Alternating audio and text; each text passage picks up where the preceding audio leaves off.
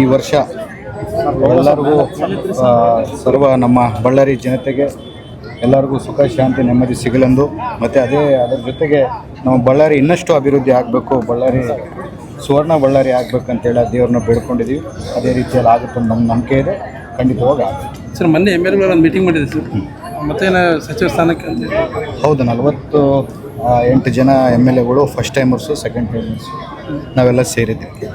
ಸೇರಿದ್ದು ಉದ್ದೇಶ ಏನಂದರೆ ಎಲ್ಲರೂ ಫಸ್ಟ್ ಟೈಮರ್ಸಲ್ಲಿ ಸೆಕೆಂಡ್ ಟೈಮರ್ಸಲ್ಲಿ ಯಾರನ್ನ ಎಫಿಷಿಯೆಂಟ್ ಕ್ಯಾಂಡಿಡೇಟ್ಸ್ ಇದ್ದರೆ ಅಂಥವ್ರಿಗೆ ಅವಕಾಶವನ್ನು ಮಾಡಿಕೊಡ್ಬೇಕು. ಯುವಕರು ಕೂಡ ಮುಂಚೂಣಿಯಾಗಿ ಬಂದರೆ ನಾಳೆ ಬೆಳಗ್ಗೆ ಬರುವಂಥ ಎಲೆಕ್ಷನಲ್ಲಿ ಪಾರ್ಟಿಗೂ ಅನುಕೂಲ ಆಗುತ್ತೆ ಮತ್ತು ನಮಗೂ ಅನುಕೂಲ ಆಗುತ್ತೆ ಅಂತೇಳಿ 45 ಜನ ಸೇರಿದ್ವಿ.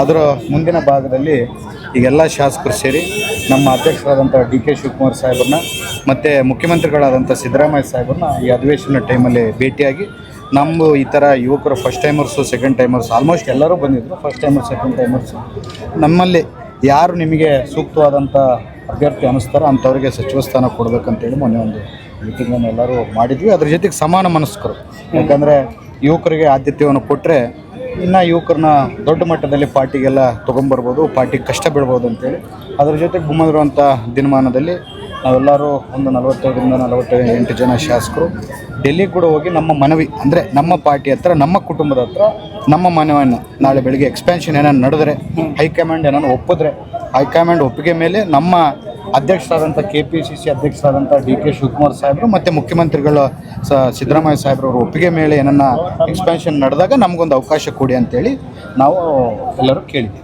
ಬಳ್ಳಾರಿಯ ನಿರಂತರ ಸುದ್ದಿಗಾಗಿ ಬಳ್ಳಾರಿ ಬೆಳಗಾಯಿತು ಚಾನೆಲ್ನ ಸಬ್ಸ್ಕ್ರೈಬ್ ಮಾಡಿ ಹಾಗೂ ಬೆಲ್ ಐಕಾನ್ ಒತ್ತಿ.